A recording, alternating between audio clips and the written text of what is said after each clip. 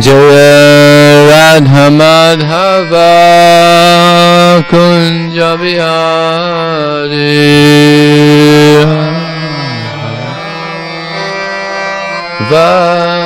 Kunja Vihari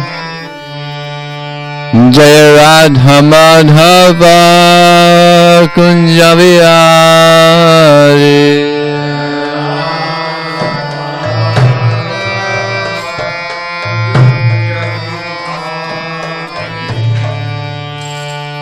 Cartels.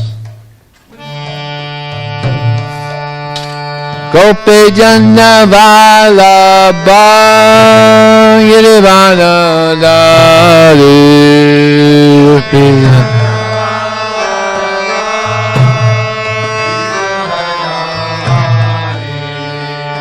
Gopi Jana Vallabha Girivana Dari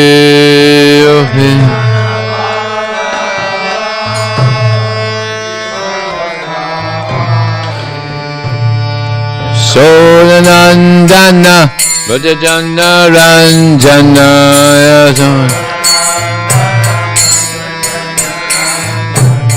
Jasodanandana Bhajajana Ranjana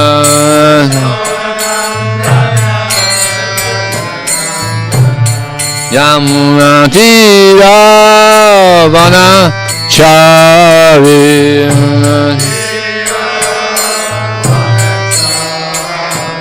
Jamuna Tira Vana Chari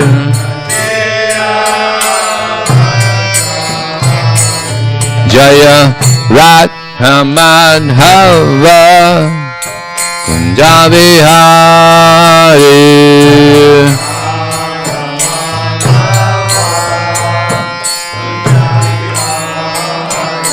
Jaya Radha Madhava Kunja Vihari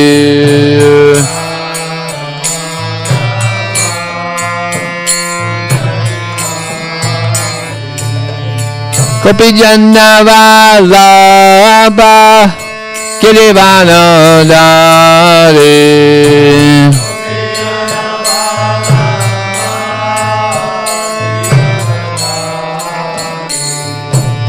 Gopi Jana Vallabha Girivana Dari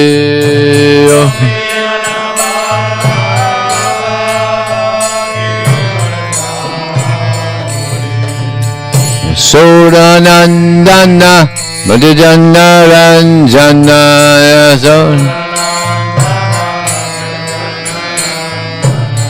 Jasodanandana Bhajajana Ranjana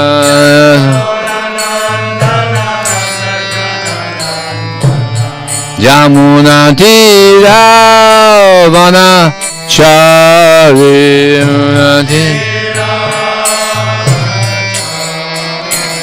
Jamuna Tira Vana Chari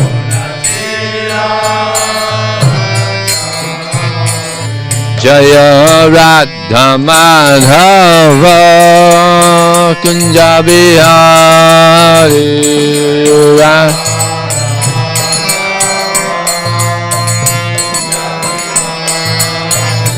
Jaya Radha Madhava Kunja Vihari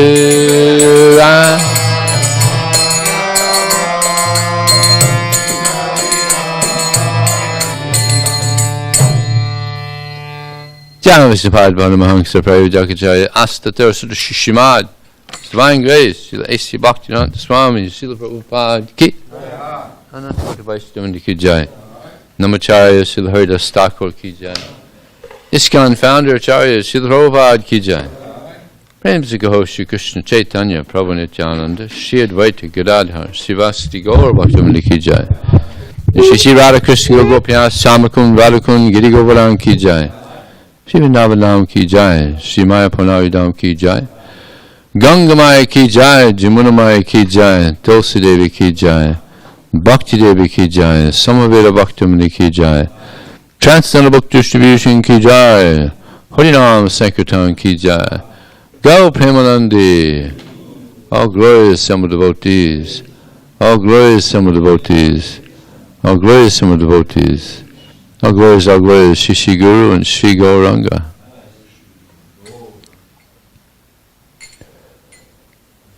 Om Namo Bhagavate Vasudevaya. Om Namo Bhagavate Vasudevaya. Om Namo Bhagavate Vasudevaya.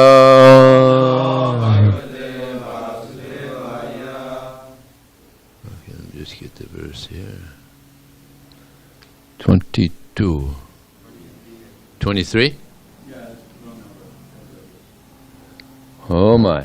My. Now, now is this Javita, is this a Govindapura? Satvang Mukham Sudhati Subvanu Ragabara Vridha Vilamba Vilasudasa Tavalokam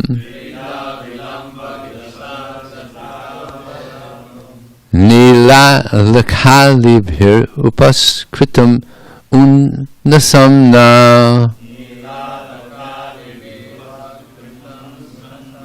Svanam Padarsayamanas Vinijal Guvakyam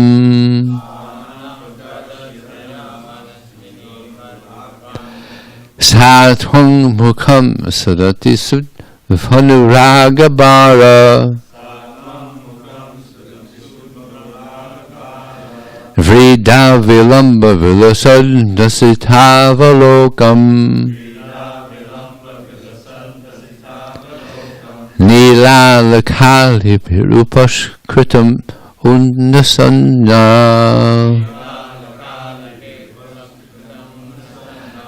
Svanam Padarsayamanas Vinidvaguvakyam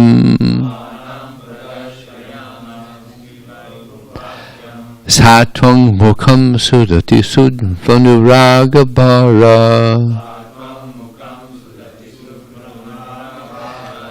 Vrida Vilamba Vilasad Dasitavalokam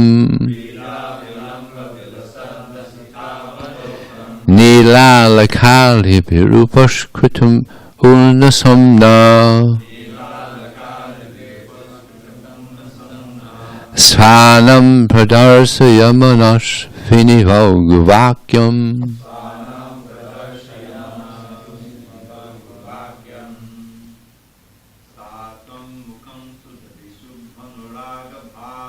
Sattvam Mukham Sudati Subhanavara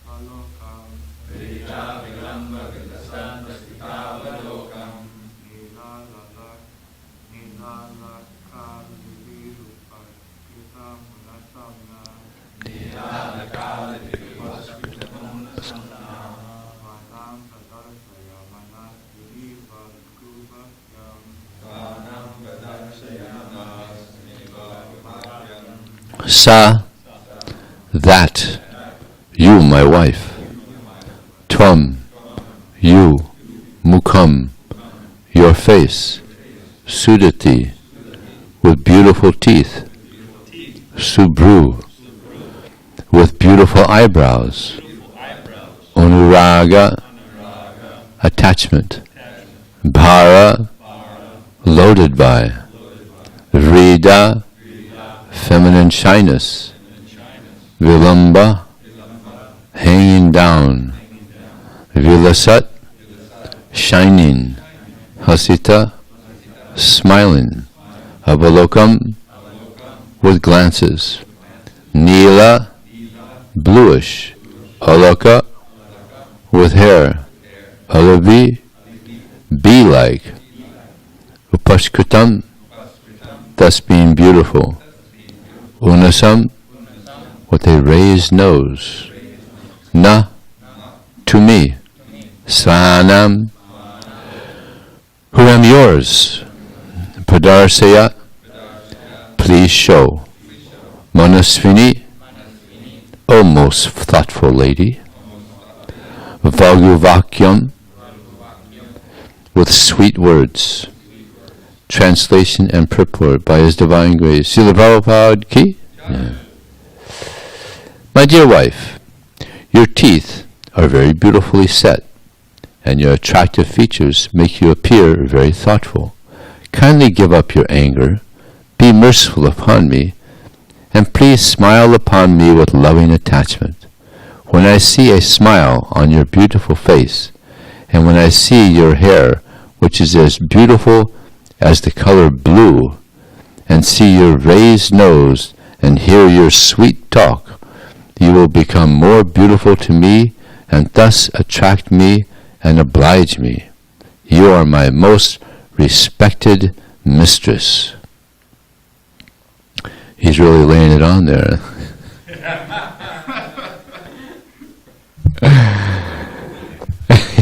Purport.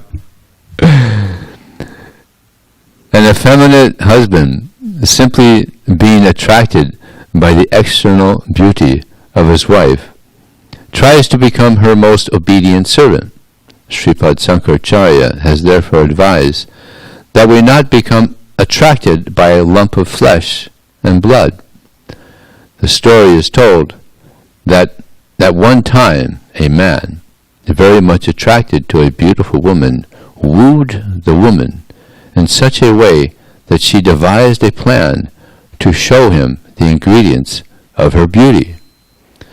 The woman made a date to see him, and before seeing him, she took a purgative, actually for many days.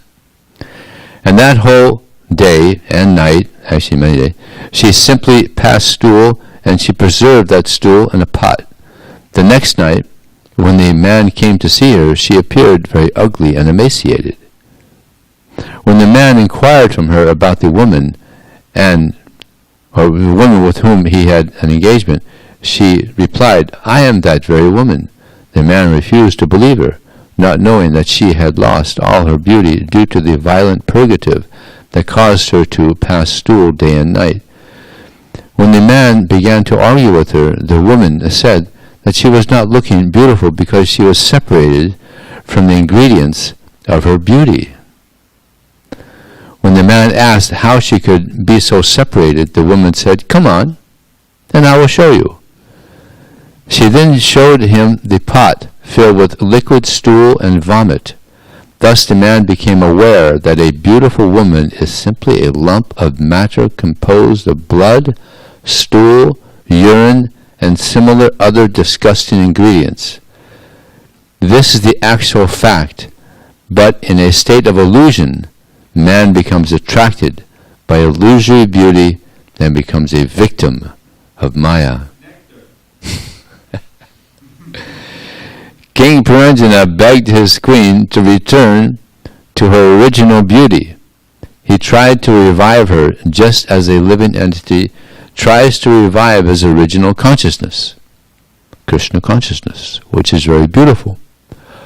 All the beautiful features of the queen could be compared to the beautiful features of Krishna consciousness. When one returns to his original Krishna consciousness, he actually becomes steady and his life becomes successful. Om Jnanatimanandasya Jnananjana Salakaya Chakshum Militam Jena Tasmai Sri Gurave Namah Mukham Kroti Vachalam Pangun Lang Hayate Yat Kripa Taraham Bande Shiram Dinataranam Vansha Kalpa Tubhyasta Kripa Sindhu Devata Patitanam Pavanevyo Vaishnavevyo Namo Namaha.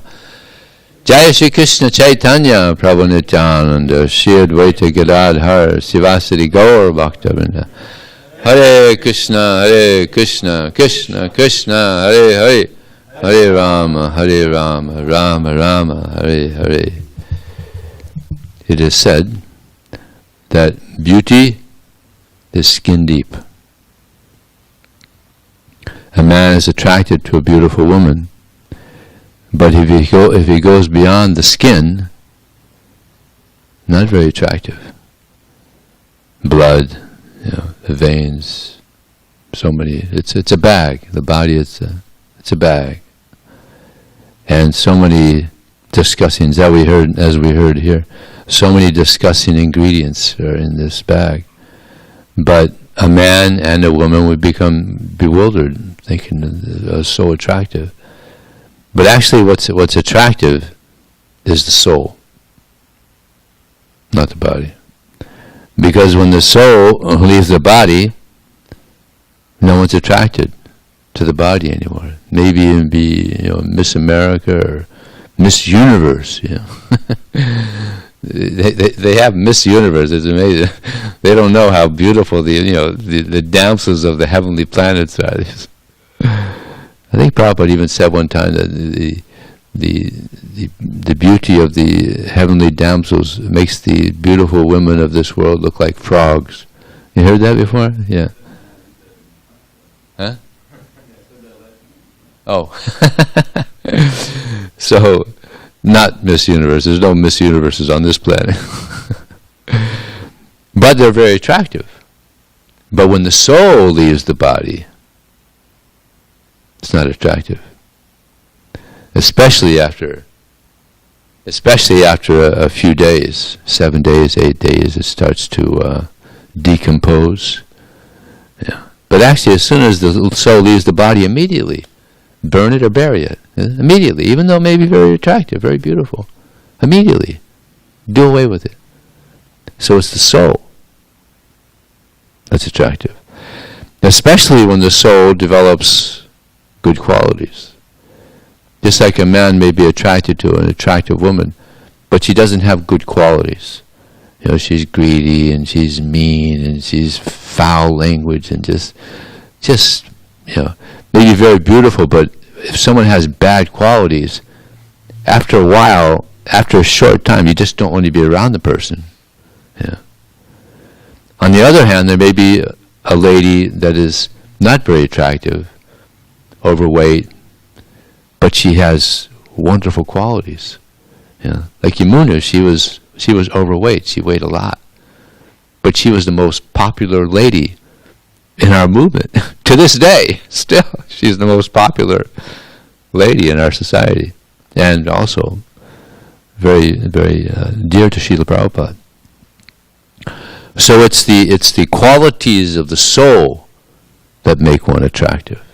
No, not so much the body. Initially, yeah, but actually, it's a soul that's attractive. This whole pastime here reminds me of this pastime with Krishna and Rukmini. Rukmini was fanning Krishna, and he said, Rukmini, I think you made a mistake. You should have married Sisupal. He's a strong, powerful Kshatriya. I'm not even a heroic person. Jarasandha, he wanted to fight me. I ran off and went to an island, out of fear. I'm not a heroic person. I'm not really a strong Kshatriya. I'm a cowherder. No one knows what I am. Is he a Kshatriya? Is he a cowherder? Is he a Vaishya? People don't even know what I am. And I'm penniless. Although I'm a prince, I don't own anything. The king owns everything. I don't have anything. I'm penniless. I could have married a wealthy king or prince and had so much wealth. I don't have anything. Just like my devotees, they don't have anything. They're poverty-stricken. So I'm like that. You made a big mistake. And I'm not even good in etiquette. I mean, most gentlemen, they'll accept, one wife. I have over 16,000 wives, and how can I please them all? I mean, I'm not so great. You made a mistake. You should have married someone of higher quality than myself. So he went on to say that women, they become attracted to me, become attached to me, and then I leave them and they cry for the rest of their life. So, probably I would have been better off marrying somebody else. And I'm also not even interested so much in family life. I mean, you sent this letter to me, and I thought, all right, let me do her a favor. Let me take her away from this situation. So I kidnapped you, but actually, I'm more interested in self-realization. I don't have any love for you. I just wanted to do you a favor. So Rukmini, she's like, at this point, she's like, this is like, because basically Krishna was telling her, you should divorce me. There's no such thing back then. And she already had grown-up children and everything, so it's just the whole thing that he was proposing was just like completely what? So she started crying, profusely crying.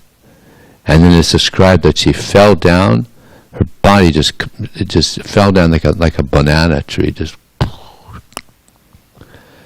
And then Krishna, he thought, she didn't take my joking the way he wanted to get to her response, but he didn't expect this response,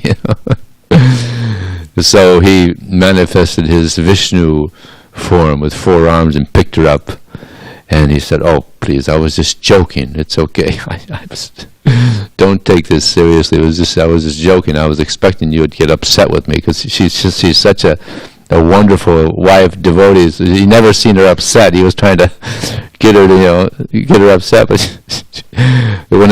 she took it another way, and she just completely fainted. So then Krishna, he appeased her and said, "No, I was just joking." And then she understood. She smiled, and she said, "Actually, what you were saying is not true. Now Rukmini, she's very intelligent. Penniless. You say you're penniless. You own everything. You're the cause of everything. You're the owner of everything. And your devotees, they're penniless because they know what is most valuable. What is most valuable is service to your lotus feet. All these material things, they don't mean anything to a sincere soul. But a sincere soul is interested in serving you. He doesn't want all these material things. He only wants to serve you. Savaya pungsang paro dharma yato bhakti haiti kyapeti yatma supasati. He's only interested in serving you, unmotivated, uninterrupted. So this is the real wealth, actually. This is the real wealth of a devotee, and this is the wealth that we should all aspire for, this pure devotion. Throughout the world, people, they want to be wealthy. Not just a little wealth. They want to become, everybody wants to be a millionaire, basically.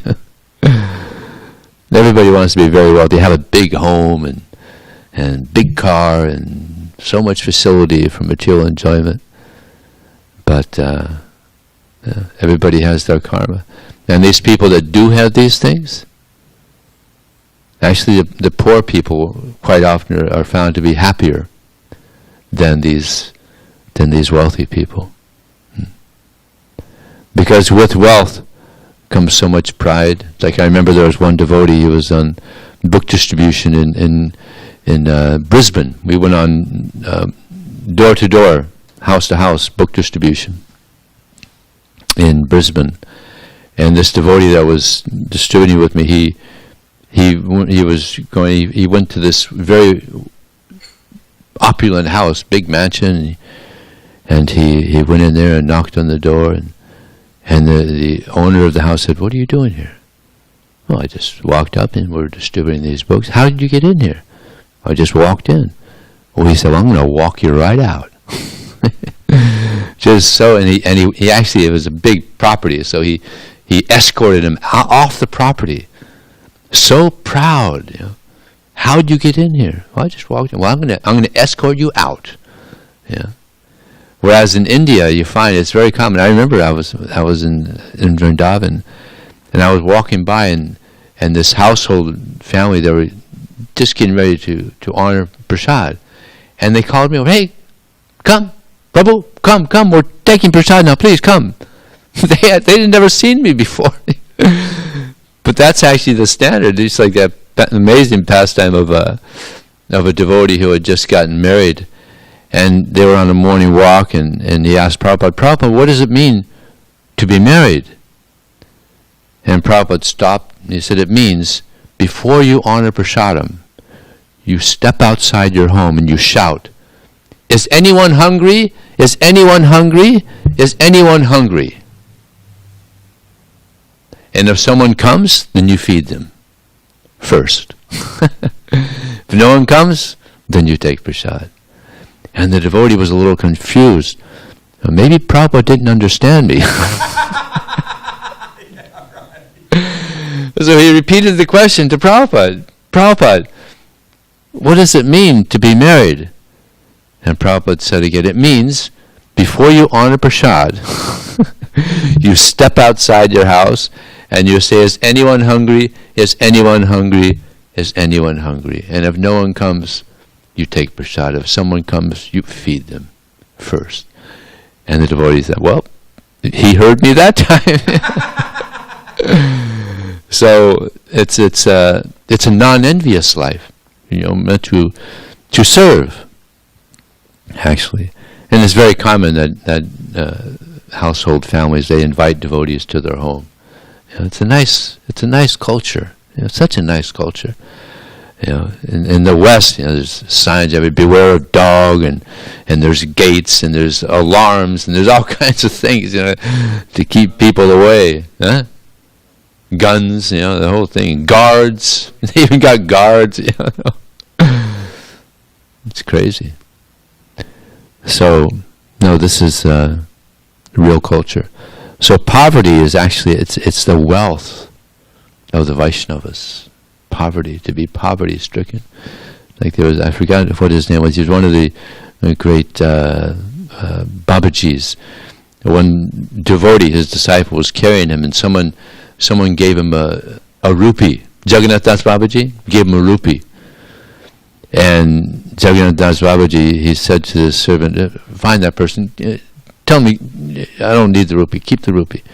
Because now what am I going to do with it? It's causing anxiety." He didn't even want a rupee. So devotee is not interested in wealth or opulence or Bhogaisvarya prashaktanam daya prachetasam vyavasayamikam samadho navadhyate. In the minds of those who are too attached to material opulence and sense gratification, the fixed determination to engage in devotional service, it doesn't take place.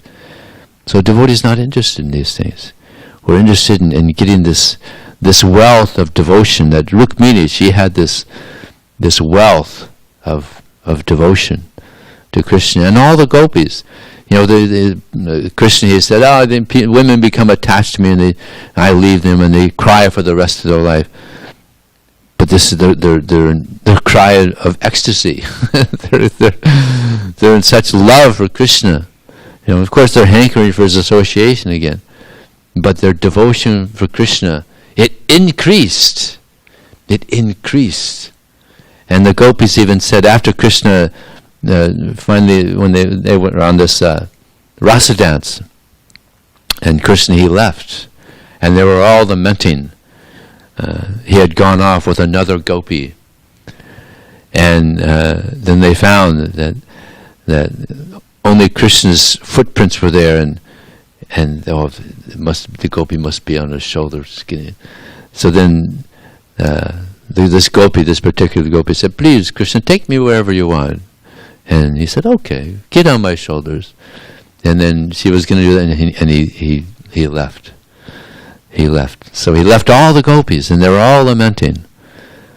And then Krishna, upon seeing their great desire to have his association again, he returned. And then they asked him, who is best amongst these? The person who reciprocates nicely? The person who doesn't reciprocate at all? And there was one more, the one who loves but doesn't reciprocate. Yeah, loves but doesn't reciprocate. And Krishna said that the person who just gets something from the lover but doesn't reciprocate, this is just business. He doesn't want to reciprocate. But the person who gives love and reciprocates nicely, this is first class. Maybe can you find it there, Dravida? And he gives the I can't remember exactly. He gives the perfect example. Dravida is going to find it. But Krishna he makes a devotee very attached to him. But then he leaves, and that increases. Was it vipralamba? Right? That increases the devotion of the devotee. So it's actually very auspicious. And he said, actually, you gopis are such great devotees, I can't possibly reciprocate. I can't give you what you deserve. So you should be satisfied with your devotion. They're such great devotees. The greatest devotees, and Krishna just left them, just leaves them. But this is auspicious, very auspicious, because their love for Krishna, it increased. So this is Krishna. And, Yeah.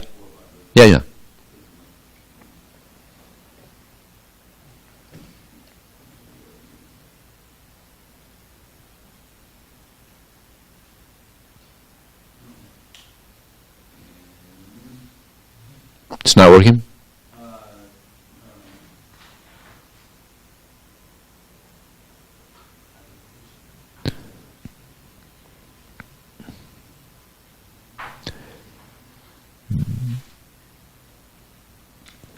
So while they're doing that, at the end, Rukmini, she says, or actually Krishna says to Rukmini, but it's not too late. You can still choose another prince or another king. Better late than never. This is just how overwhelming for Rukmini. Okay, Dravida. Okay, so the reunion took place, and the gopis are overjoyed. But then it says they're a little bit annoyed. The gopi said, some people reciprocate the affection only of those who are affectionate toward them, while others show affection even to those who are indifferent or inimical. And yet others will not show affection toward anyone. Dear Krishna, please properly explain this matter to us. The Lord said, So-called friends who show affection for each other only to benefit themselves are actually selfish. They have no true friendship, nor are they following the true principles of religion. Indeed, if they did not expect benefit for themselves, they would not reciprocate. When dear slender-waisted gopis, some people are genuinely merciful, or like parents, naturally affectionate. Such persons who devotedly serve even those who fail to reciprocate with them are following the true, faultless path of religion, and they are true well-wishers. Then there are those individuals who are spiritually self-satisfied, materially fulfilled, or by nature ungrateful, or simply envious of superiors. Such persons will not love even those who love them, what to speak of those who are inimical. But the reason I don't immediately reciprocate the affection of living beings, even when they worship me, is that I want to intensify their loving devotion. They then become like a poor man who has gained some wealth and then lost it, and who thus becomes so anxious about it that he can think of nothing else. So this is the kindness of Krishna. He wants to intensify our devotion for him. And who's better than Krishna at intensifying our devotion? So he comes to help us become attracted to him again. And it's not easy, this bodily conception of life, this illusory existence, to give this up and to be attracted again to Krishna is very difficult. It's interesting, in the purport at the last paragraph, very interesting. Prabhupada says, King Pranjana begged his queen to return to original beauty. He tried to revive her, just as a living entity tries to revive his original consciousness. Just like there's this idea out there that we are originally not with Krishna. We came from the Brahma Jyoti. But here it's clear. Our original consciousness, Krishna consciousness, which is very beautiful. The consciousness, the Krishna consciousness, is very beautiful. This is the beauty of the soul, the pure soul. All the beautiful features of the queen could be compared to the beautiful features of Krishna consciousness. So what are those beautiful features? Those beautiful features are the qualities. How many qualities? Isn't it 26? 26 qualities of a devotee. These are the beautiful features of a devotee. This is what makes them so attractive. And this is why Prabhupada was so attractive. I mean, generally, in the material world, old people aren't very attractive. But there's tens of thousands of pictures of Prabhupada, isn't it? Because he was so beautiful. Why? Because he had these 26 beautiful features of someone in Krishna consciousness. And actually these qualities are dormant in all of us. They're dormant, they're there, because we have pure Krishna consciousness within us. It's just covered. Avartam jnanam etena jnanino nityavayana kamarupena konteya dusprayana lenacha. That the wise Limani's pure consciousness is covered by his eternal enemy in the form of lust, which is never satisfied and burns like fire. So lust and greed and anger and envy, all these horrible qualities, they're covering these pure, beautiful features of the pure soul. So by this chanting, by this hearing and practicing, we're becoming purified of these impurities. It's like now they're thinking of creating, or they're trying to create this vaccine for this virus. So this is the real vaccine. Hearing about Krishna, hearing the name, the glories, the pastimes of Krishna, this is the real vaccine that can remove all these horrible viruses, lust, anger, greed, envy, illusion. These are the real viruses that we have to be protected from. And Krishna will help us be protected from these viruses if we just hear nicely. If we just hear nicely, attentively, then Krishna will protect us. And our original Krishna consciousness will be reawoken. Okay, any questions or comments? Comments? Any questions? That's the 10th canto, right? Yeah, it's chapter 32 called The Reunion. And I started reading from text number, the question 16, 1032,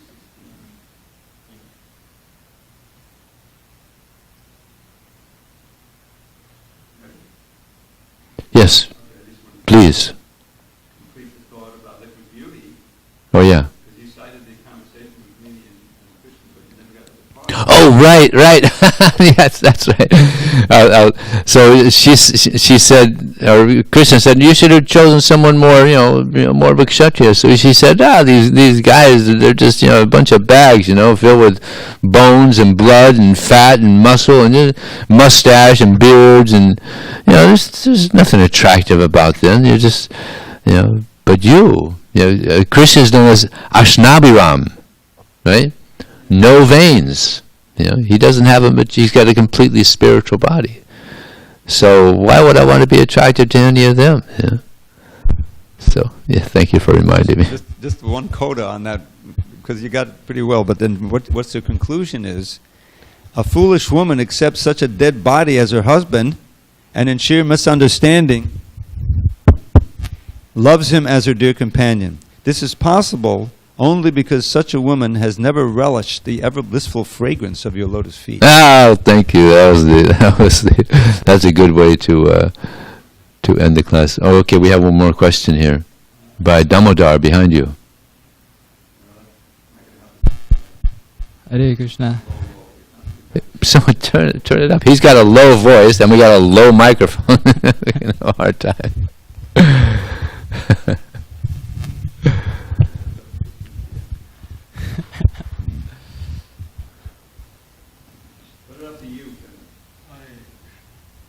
Hare Krishna. Hare, very good. Hare Krishna. Question. We see here, I was just thinking about what can be attractive in terms of why we would want to engage in a relationship with a significant other. There's perhaps the physical attraction initially, the mental attraction, and then there's the idea of perhaps family life, and then there's also the idea of romance, which I think is perhaps like a huge factor in why people engage in relationships, because they want to have somebody they can express affection for or care for, protect. In this situation where Maharaj and his wife, they're engaging in a very materialistic interaction. And in one perspective, he can say, well, I wanted to ask, how can this be understood practically, where it's natural for him to express regret and to ask for forgiveness, and for her to be upset. But how do we see this in the light of Krishna consciousness? How can somebody be Krishna conscious and relate in these material interactions if they are in the Grihastha ashram? Oh, okay. I just read recently that love takes 3, not 2. If one wants to have a loving relationship with the opposite sex, God has to be in there also. It's got to be 3, not 2. Because if it's just 2, if God is not part of the relationship, then it's just based on the body, skin disease. Whereas if God is in the middle of the relationship, if the relationship is based around God, service to God, then they could have a loving relationship. But if God isn't there, then it's frustration. And therefore we see all over the world so much divorce. Yeah. Because God isn't there. Yeah. Taking God out of the picture. But you see, within our society we have wonderful household couples that are, now that some of them have been married 40 years, happily married, because Krishna's in the center, and they encourage each other in their Krishna consciousness. So this is the This is the key that most people don't know, and therefore they experience so much disappointment. So much disappointment in relationships now. So yeah, this is the solution is not only with the grihastas, but in all ashrams, make Krishna the center. Service to Krishna. This is how we will be satisfied in all ashrams. Okay? Okay. Anything else? Thank you very much. Srila Prabhupada ki? Jai.